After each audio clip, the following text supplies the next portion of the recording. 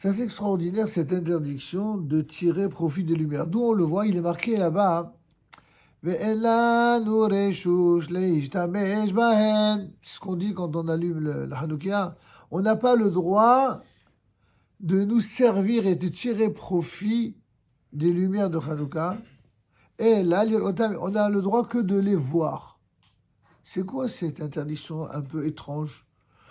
D'habitude, quand on allume les lumières de Shabbat ou de Rosh Chodesh ou de quelques, on a le droit non seulement de les voir, mais même si on a envie, pourquoi pas, de prendre un livre et d'étudier à sa lumière. C'est permis. Sauf que Shabbat, il faut pas, à l'époque, on disait qu'il fallait pas étudier trop près de la lumière. À l'époque où les lumières étaient à huile, parce que ça risquait de faire pencher l'huile et que, sans faire exprès, parce qu'on verrait moins bien, on risquerait pendant Shabbat, de transgresser Shabbat. Ça, c'est une autre raison liée au Shabbat. Mais fondamentalement, on a le droit de tirer profit de la lumière du Shabbat ou de Rosh Chodesh.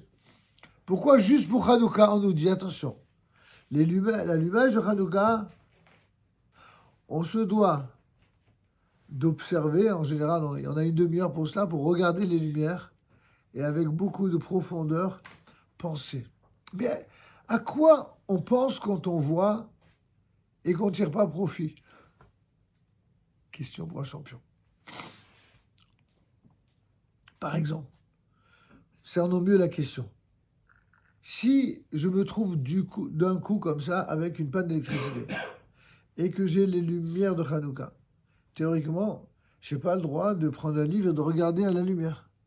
Je n'ai pas le droit, si j'ai de l'argent, par exemple, de sortir de l'argent et de compter pour aller payer une facture, je ne sais pas quoi, ou un livreur. Je n'ai pas le droit. Pourquoi? Je n'ai pas le droit de profiter de cette lumière, ni pour le sacré, ni pour le profane. Pourquoi? Parce que ces lumières, elles ont été consacrées. Et elles sont consacrées uniquement à la compréhension intime du secret de Hanouka. Et c'est quoi la compréhension intime du secret de Hanouka? C'est la politique de Dieu dans l'histoire.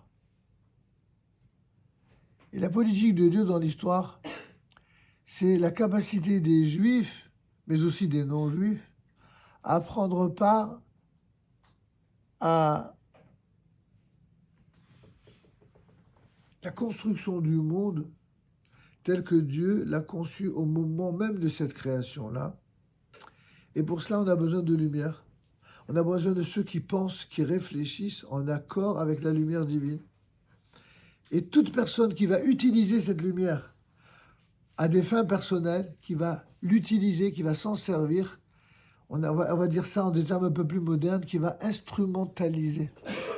On n'a pas le droit d'utiliser la Torah et la lumière de la Torah qui est incarnée ici par la lumière de Hanouka pour l'instrumentaliser à des fins idéologiques, à des fins intéressées.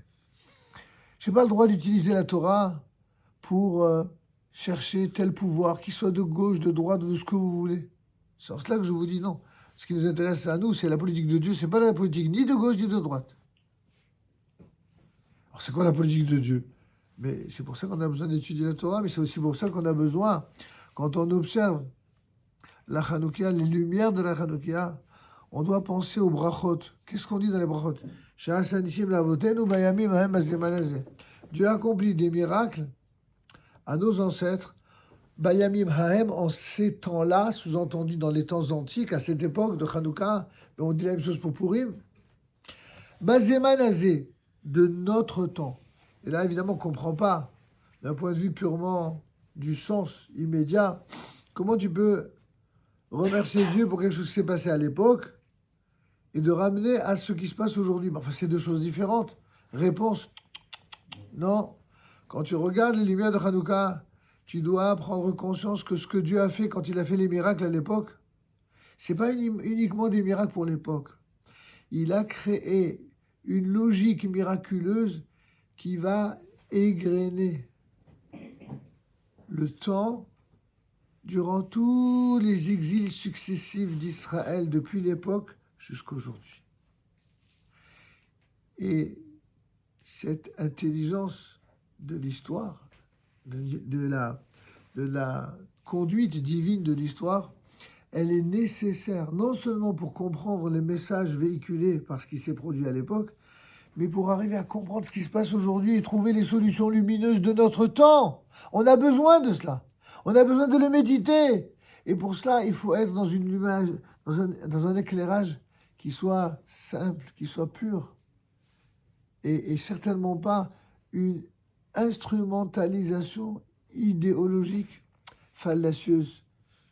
Instrumentalisation qui ne manque pas dans l'histoire. Certains ont dit la Torah elle est de gauche. Pourquoi? Parce que la Torah, elle parle de justice sociale. Parce qu'elle parle des pauvres, de la veuve et de l'orphelin. C'est vrai que la Torah, elle parle de tout ça.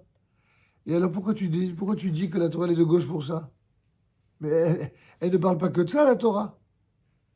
La Torah, elle t'a pas enseigné la haine des riches. La Torah, elle t'a pas enseigné la haine des patrons. La Torah, elle t'a pas enseigné l'amour des manifestations. Qu'est-ce que tu parles? La Torah, elle t'a pas enseigné la haine de la nation. Où t'as vu ça? Ah, alors parce que tu trouves à gauche des choses tout à fait respectables au demeurant. Alors tu décides que la Torah est de gauche.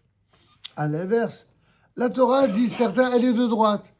Elle est pour la nation, elle est pour la force, la sécurité. Non, la Torah, elle est pour tout ça. Mais elle n'est pas que pour tout ça. La Torah aussi, elle est contre la xénophobie. La Torah, elle est contre la haine de l'étranger. La Torah, elle est... Donc tous ces gens-là qui veulent s'accaparer de la Torah, qu'ils soient de droite ou de gauche, en vérité, ce sont des idéologues qui, comme tous les idéologues, sont des menteurs, qui se servent d'une petite parcelle de vérité, j'allais presque dire à dessein, une flamme de vérité. Ils se l'accaparent, ils l'instrumentalisent et ils profanent la lumière de Hanouka. Ils l'utilisent à des fins idéologiques. Et nous, juifs, on ne doit pas faire ça. Nous, on doit voir la lumière de Hanouka en rappelant que la Torah, elle est ni de gauche ni de droite. La Torah, elle n'est ni pour sélectionner ce qui nous arrange et ce qui ne nous arrangerait pas, le mettre de côté. Non. La Torah, elle est une aspiration à une véritable, authentique lumière, celle qui vient de Dieu et pas de l'idolâtrie. Pour nous, l'idolâtrie, c'est l'obscurantisme. La lumière, c'est la Torah. Kiner mitzvah ve Torah or, ce que nous disons tous les matins lorsqu'on sort de la Torah. La lumière de Hanouka, c'est la lumière de ce qui est bon, de ce qui est bienfaisant, de ce qui nous amène à plus de bonheur, à plus d'unité, à plus d'amour, à plus de construction durable. Et surtout, à la foi dans le fait que tout ceci ne sont pas simplement des beaux mots lumineux, théoriques, mais une construction pratique de tous les jours. Et que pour y arriver, il faut être un combattant, à nouveau. On ne peut pas mériter la lumière si on ne se bat pas contre l'obscurité. On ne peut pas se battre, on ne peut pas obtenir le bien si on ne se bat pas contre le mal. C'est impossible. Et on ne peut pas prétendre à la lumière de la vérité si on ne combat pas le mensonge. Donc vous voyez que le programme, il est costaud. C'est bien plus que le programme de vos examens. C'est autrement plus compliqué. D'accord ? Tov, bon, vu l'heure qu'il est, je ne vais pas abuser. Je vous souhaite de passer de belles fêtes de Hanouka. Je vous rappelle que nous allons faire une petite interruption. Je vous rassure, c'est pas parce que je suis fatigué, j'ai pas le temps. Mais parce que je vais avoir le bonheur de nommer ma petite fille là bientôt, la semaine prochaine. Donc on va aller Bezat Hashem en Eretz Israël. Mais on sera absent qu'une petite semaine, voilà, c'est tout. Donc quand je reviendrai, je vous le ferai savoir par les WhatsApp et on aura le bonheur de nous retrouver pour la poursuite de nos études. Je vous souhaite de passer, pour ceux qui s'en vont, de bonnes vacances et à la rentrée de janvier. Amen.